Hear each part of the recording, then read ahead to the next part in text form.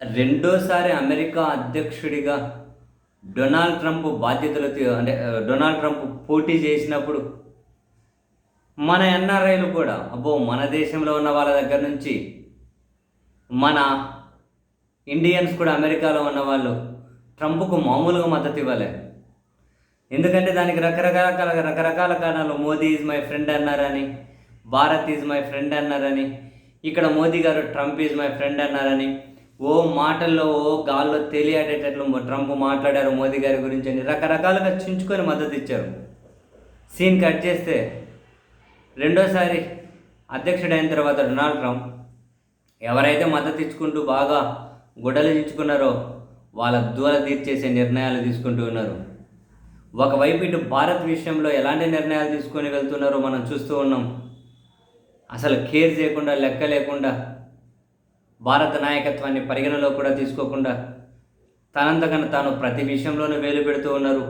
భారత్ తరపున నిర్ణయాలను కూడా ప్రకటించే అంత స్థాయికి ట్రంప్ వెళ్ళిపోయారనాలు. ట్రంప్గా ఆ రకమైనటువంటి అలుసు ఎవరిస్తున్నారు ఏమో, మరి దేశంలో చర్చ జరగాల్సిన అవసరం ఉంది. ఈ క్రమంలోనే ట్రంప్ మరో నిర్ణయం తీసుకున్నారు.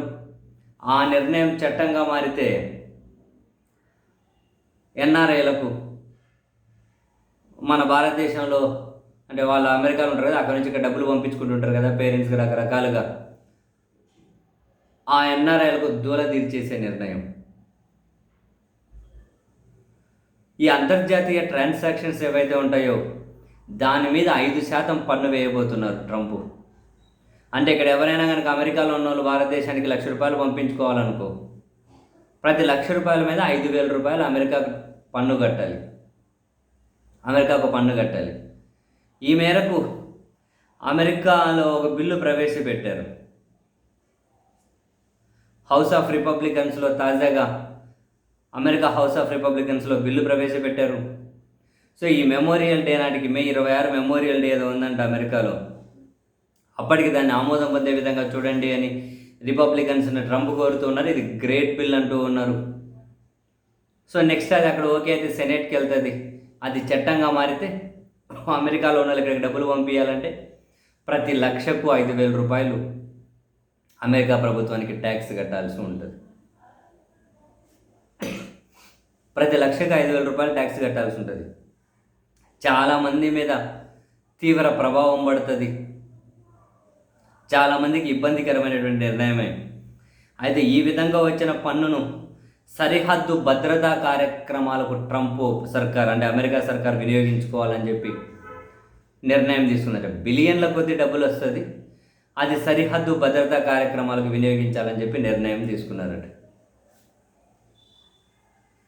5% ట్యాక్స్ అంటే ఇంటర్నేషనల్ ట్రాన్సాక్షన్ మీద ప్రతిదీ కూడా దూరదీర్చే నిర్ణయాలే.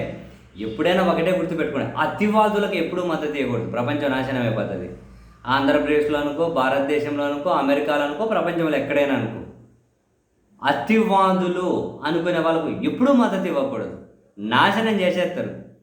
వాళ్ళ ఎమోషన్ తోటో మరికొంతోటి జనాలను పిచ్చోళ్ళని చేసి దూల తీర్చేస్తారు. భారతదేశంలో కావచ్చు, అమెరికాలో కావచ్చు, ఎక్కడైనా మనం ఆ అతివాదులకు మద్దతు ఇవ్వకూడదు. దూల తీరిన తర్వాత తెలుస్తుంది. నొప్పి కలిగిన తర్వాత చేతులు అడిపెట్టుకున్నామా నొప్పి అనాలి. అప్పటి వరకు తెలియదు వీళ్ళు ఎట్లా దూల తీరుస్తారు.